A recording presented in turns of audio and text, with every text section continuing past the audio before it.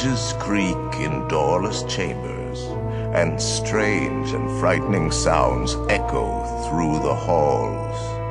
Whenever candlelights flicker, where the air is deathly still, that is the time when ghosts are present, practicing their terror with ghoulish delight. Welcome, foolish mortals, to the Haunted Mansion. I am your host, your ghost host. Kindly step all the way in, please, and make room for everyone. There's no turning back now.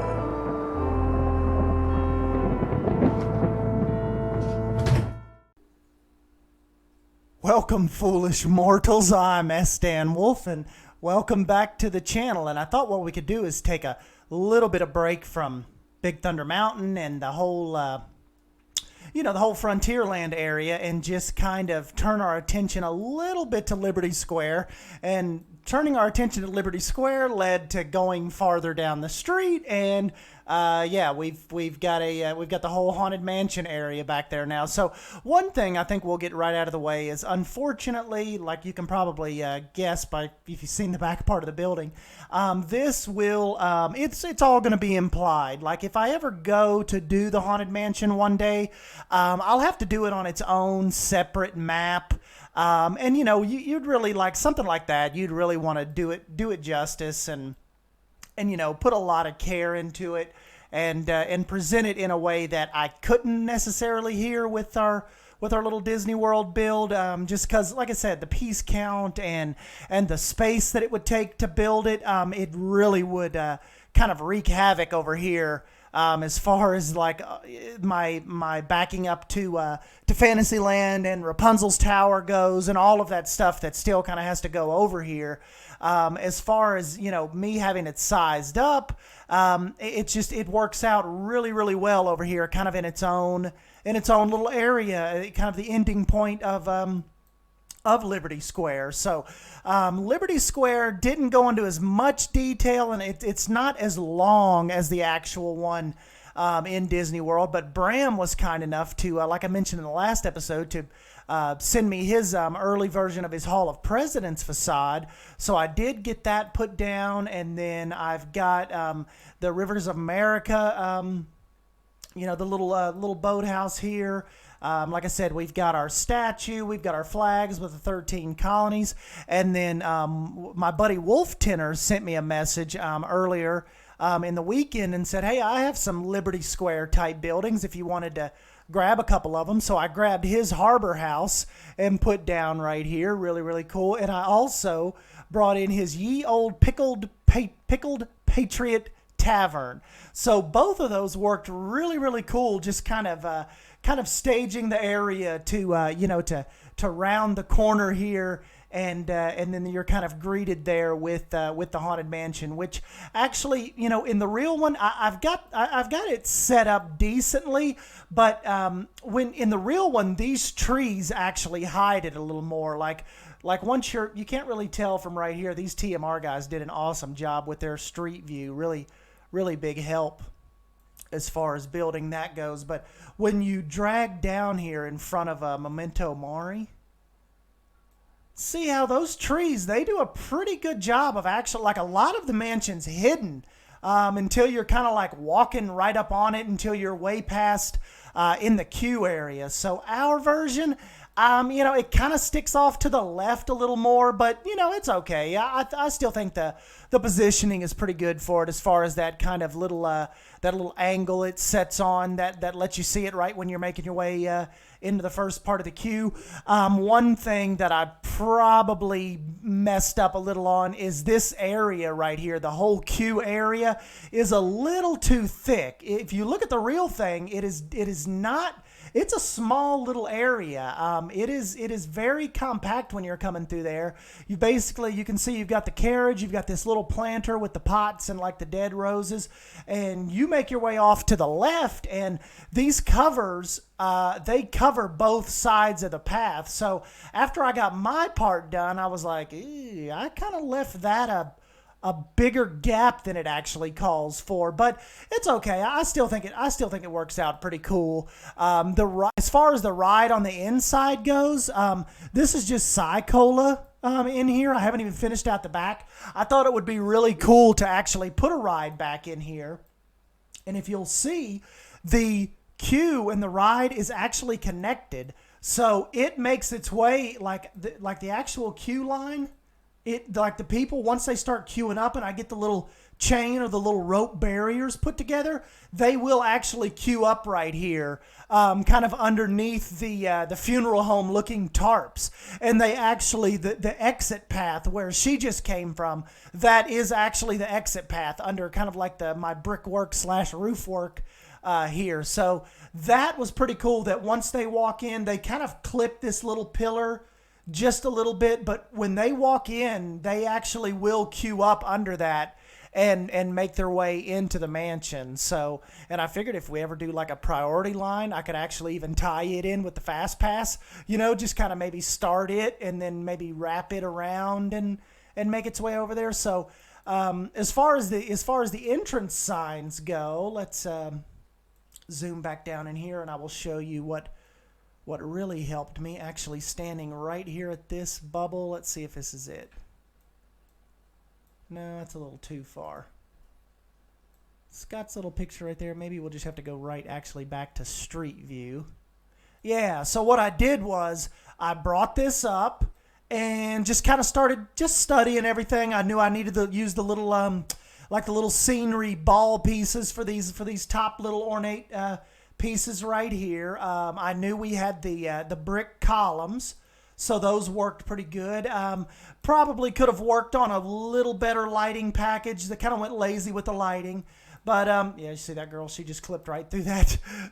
But as far as the teal ironwork goes, that worked out really well, and all I did was use the little Victorian iron pieces and the ornate, like the little Planet Coaster fences, and just recolored them in, stacked them, and that worked out really cool. And even on the little signs like that, you can't really see them from here really good, but it talks about the ride vehicle being a doom buggy. I even found that little sign online. You can see them a little better at night. Let's see here. Yeah. Board a doom buggy to tour the happy haunt of 999 ghouls and ghosts who are dying to meet you. And supervise children at all times, and handicap must transfer.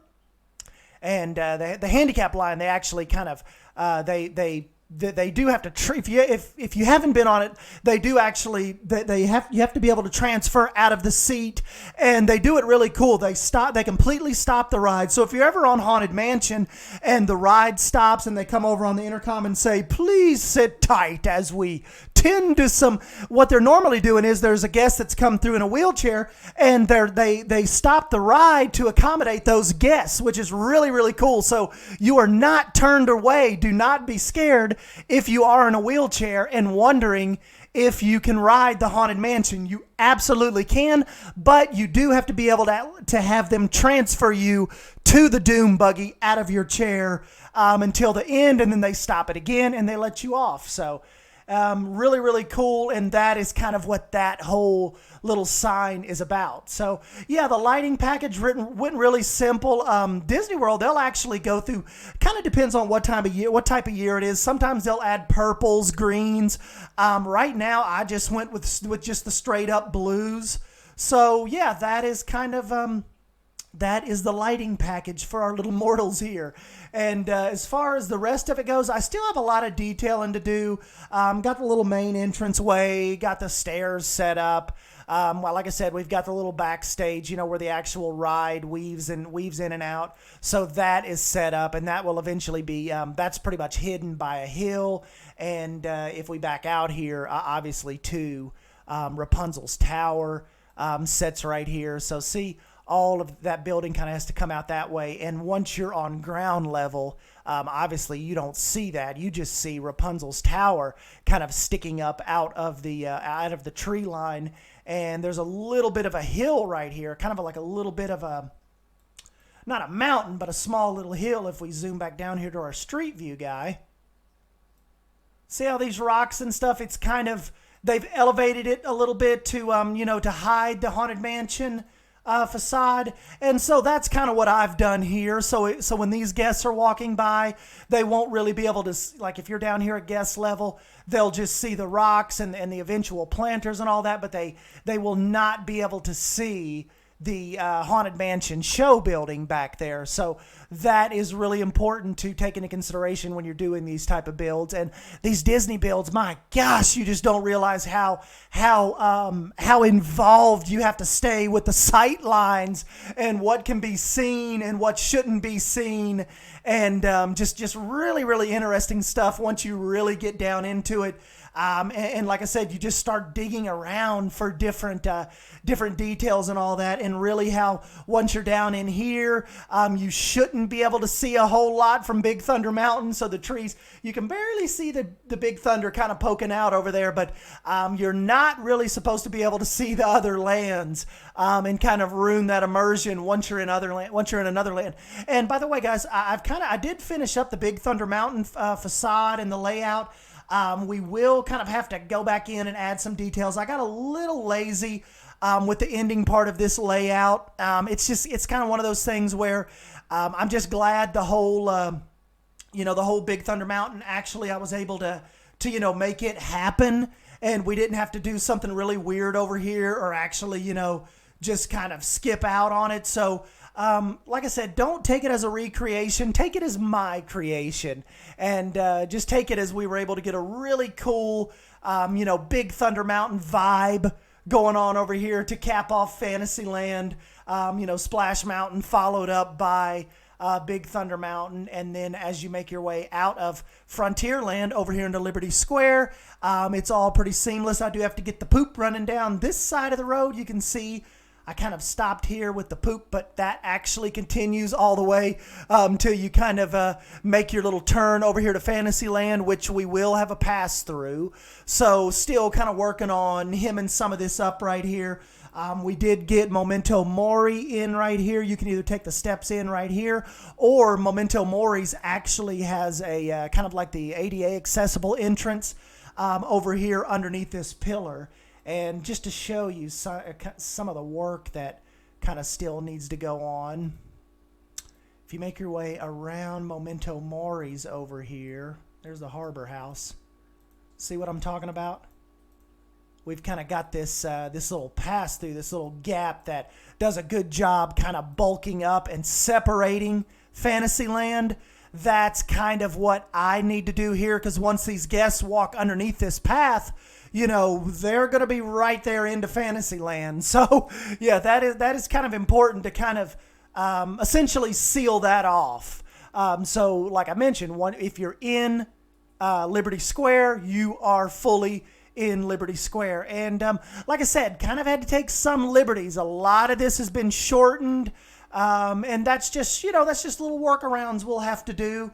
Really don't have a lot really to mess with over here in Fantasyland anymore. That come out really cool. As far as being down on the guest level, you're pretty cool and pretty immersed over here in Adventureland. But you can still see the castle from over here too, which I thought was really important with the build. Just trying to keep a little authentic. Make your way down this path over here to Jungle Cruise. And that's another thing that's kind of implied, but we do have the track running. And so this is the little back section of Adventureland we've got built up over here. You make your way back over through the Pirates of the Caribbean section. I know I'm beating a dead horse here with the implied rides, but like I said, we just kind of have to keep thinking about piece count, and this is already quite a large, sometimes laggy build. even with me only letting like 200 guests in. So yeah, I've still got to get the Splash Mountain sign built right here, but you kind of come across the little bridge, and you've got the whole Andre is smart. I brought in his Splash Mountain design, and his little facades here worked out really, really well. Over here, I brought in the Pinnacle, my little shopping center that I've used a bunch. I thought it fit really well over here in Frontierland to kind of get your little gift shop and little snack fix before you make your way over to Big Thunder Mountain Railroad. So yeah, guys, that is the little recap. And I just, like I said, I wanted to get in here and show you my little weekend happenings over here with the Haunted Mansion. Jonty did an awesome little ghost carriage on his spooktacular little deal he had going on. So I think it was called Shriekism or something like that. I was watching his build on his little haunted carriage, and I thought that was pretty awesome. And then, of course, our little Haunted Mansion over here, long way from Pinewood Hills, it calls for a little horse-drawn ghost carriage. And over here, we've got kind of like the little creepy pet cemetery. I kind of did that the best I could. Actually, you know, looking at it, the Haunted Mansion, it calls for the grass and the foliage is a little more manicured. You know, once you actually get down and look at it, and because you know, I don't really notice it like when I'm in Disney World, because you know, you're kind of excited and you're going through the queue and you're not really looking at you know, necessarily all the you know, the landscaping and all that. But look, it's actually quite manicured right here. See the little grass? This was Beach Bum Boulevard kind of took this at a time when they had the scrim up over the facade. But we've got, I think, the TPM. Let's just see. Our one guy's had a really cool point of view down here. Let's see if this is them. Yeah, TMR Productions. But see how it's a lot more kept up than my version. So it even looks like, you know, somebody like mows it, takes care of it, and the little shrubs are kind of neater. These TRM Production Studios, big shout out to them, because I couldn't tell you how many hours I spent in here this weekend, kind of just looking at the facade, going back and forth, just looking at the different queue and the fencing and all that. And it was really, really such a big help to be able to you know, zoom down into Street View and kind of just look around and you know, just trying to make it as authentic as possible. Got my one little tree right here, but if N7, if Mike Sheets is unleashed, as far as the Theme Maker Toolkit goes, as we hope, I cannot wait to get some of his trees, because I really need some really kind of drooping willow type trees that he is an absolute boss at. And it'd be really cool to kind of import some of those over and just get a little more authentic as far as the trees go, and some of the foliage in front of the mansion. So I'm really, really happy with how the mansion turned out, guys. Let me know your thoughts on it. And like I said, I said on Twitter, I know we're kind of jumping around a lot, but I spent so much time on this weekend. I just thought it was something that, you know, we needed to jump in and try. And I kind of just needed to get it out of my system. And it was really intimidating at first, but I'm just so happy with how it come out. And, you know, the gates and the fast pass entrance, it all just looks so awesome. And I'm just really, really proud of this build and the way that this whole area kind of has turned out. I know a lot of you guys are excited for Tomorrowland, and we'll get to that. But really, next on the hit list, we've got to get over here in Fantasyland. We need to import the Seven Dwarfs Mine Train. There is so much work to do over there, and a lot of work, a lot of theming left to do over here on Big Thunder. Just a lot of work left, a lot of fun. And so, yeah, guys, anyways, like I said, I am your hostess with the mostest. And I will catch you guys in the next video. Leave me a big thumbs up if you end up enjoying this video. And don't forget to subscribe to keep up with all this Planet Coaster mischief. And I will catch you in the next video. Thank you. See you guys.